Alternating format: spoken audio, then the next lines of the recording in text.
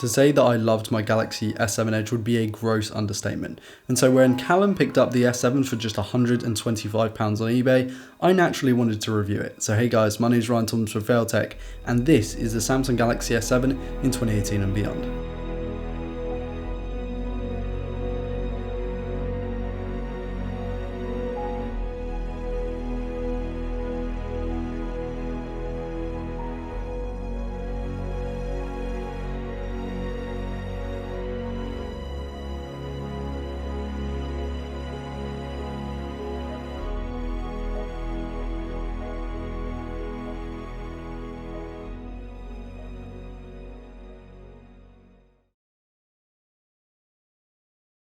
To lay the specs out for you, it's pretty stacked, and that translates to great performance.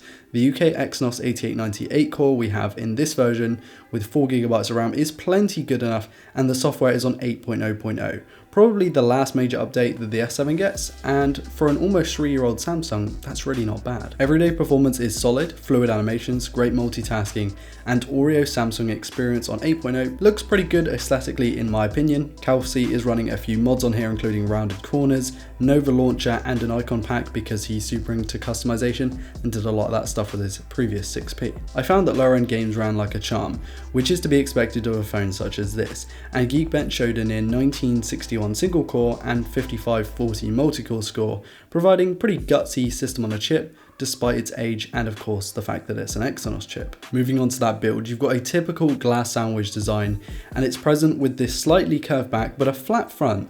In fact, this was the last S flagship to have a flat front, excluding the active line of course, and I really like the flat front. It's one of the reasons I really like the LG G6, because you've got that nice tapered back which feels good in the hand, it's very ergonomic, but that front is flat, meaning that phantom touches are much less of a concern compared to the Edge variant. The size of this phone will also fit a lot of people's needs, because 2018 phones are honestly just a bit too big in my opinion. That sleek design has IP68 rating too, making it pretty rugged despite the elegant nature of the S7. The glass isn't just for looks either, we get wireless charging along with fast charging for that 3000 mAh battery. And that 3000 mAh battery does have to power some stuff, including that super pretty 5.1 inch Quad HD Super AMOLED display up front, and it's just stunning. Even at this size and this age, Samsung displays just look fantastic. The size will fit a lot of people's needs, and the quality of the panel, the colours, the viewing angles, the sharpness, the clarity and responsiveness are all really good. Some say this is the best you can get, and I reckon this is the best you can get in a 2016 smartphone for sure. Anything from playing games to browsing social media to watching YouTube videos, absolutely not a problem with this thing. The camera on the front of this phone is a 5 megapixel sensor with wide f1.7 lens and 1440p video recording. Whilst the quality is pretty bad in low light, in every other condition it's not bad, and because of that wide angle lens, I think it's one of the better setups you can get in a smartphone selfie camera. Although in my opinion, 2018 flagships have definitely come a long way in terms of selfie cameras. The main camera however is a 12 megapixel sensor with f1.7 lens and optical image stabilization, UHD 30p video recording and 720p 240fps slow motion.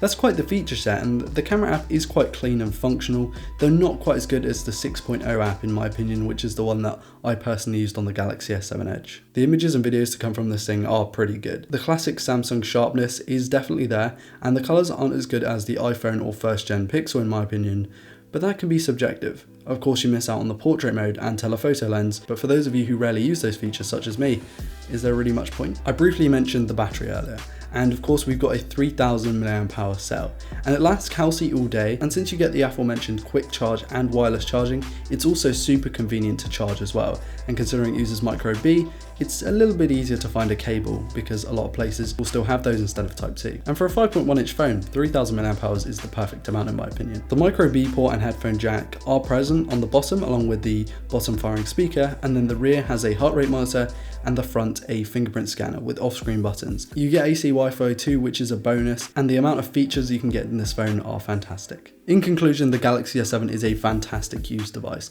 and one that I recommend to a lot of people, not only for its size, but also its feature set. There are just so many things with this thing, you know, the IP rating, the heart rate scanner, there are a few things that you wouldn't get in other phones that you get in this one. Of course, you get a micro SD expansion. It's just a well-rounded phone, and you can pick these up for around £150 used on eBay, which is just great. I mean, Callum got this thing for £125, and what a device it is for that kind of money. You get best-in-class display, a solid camera, really good build quality, better software than previous years of Samsung phones. And the whole thing is it's just such a well-rounded phone. It's not for those people who necessarily just want a camera, just want a screen, or just want performance, but someone who wants all of those. And that's why Samsungs are doing so well in the market these days. And that's been about it from me, guys. Thank you all so much for watching.